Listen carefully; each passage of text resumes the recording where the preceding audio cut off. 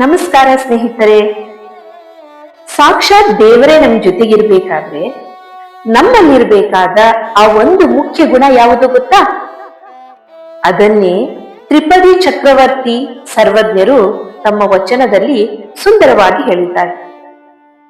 ವಚನ ಹೀಗಿದೆ: ಧೈರ್ಯ ಒಂದಿದ್ದರೆ ದೈವವಲ್ಲಿದಂತೆ ಕಾಣು. ಧೈರ್ಯವಿಲ್ಲದವಗೆ ದೈವವಿದ್ದೇನು? ಧೈರ್ಯವೇ ಜಯದ ಹಾದಿ ಸರ್ವಜ್ಞ. ಇದರ ಅರ್ಥ ಇಷ್ಟೇ ಸ್ನೇಹಿತರೆ, ನಮ್ಮಲ್ಲಿ ಆತ್ಮವಿಶ್ವಾಸ, ಧೈರ್ಯವಿದ್ದರೆ ಇಡೀ ಬ್ರಹ್ಮಾಂಡವೇ ನಮ್ಗೆ ಸಹಾಯ ಮಾಡಲು ಜೊತೆಗಿರುತ್ತೆ. ಆದ್ರೆ ನಾವೇ ಹೆದರಿ ಕುಳಿತರೆ ದೇವರು ನಮಗೆ ಸಹಾಯ ಮಾಡಲು ಸಾಧ್ಯವಿಲ್ಲ.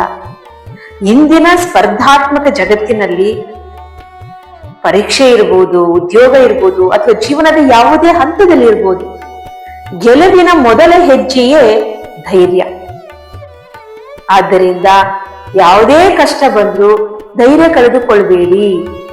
ಸರ್ವಜ್ಞರ ಈ ಮಾತು ನಿಮಗೆ ಸ್ಫೂರ್ತಿ ನೀಡಿದ್ರೆ ವಿಡಿಯೋವನ್ನ ಲೈಕ್ ಮಾಡಿ, ನಿಮ್ಮ ಸ್ನೇಹಿತರೊಂದಿಗೆ ಹಂಚಿಕೊಳ್ಳಿ. ಇಂತಹ ಮತ್ತಷ್ಟು ಸಾಹಿತ್ಯ ಮತ್ತು ಜೀವನ ಮೌಲ್ಯಗಳ ವಿಡಿಯೋಗಳಿಗಾಗಿ ನಮ್ಮ ಚಾನೆಲ್ಗೆ ಸಬ್ಸ್ಕ್ರೈಬ್ ಆಗಿ. ಧನ್ಯವಾದಗಳು.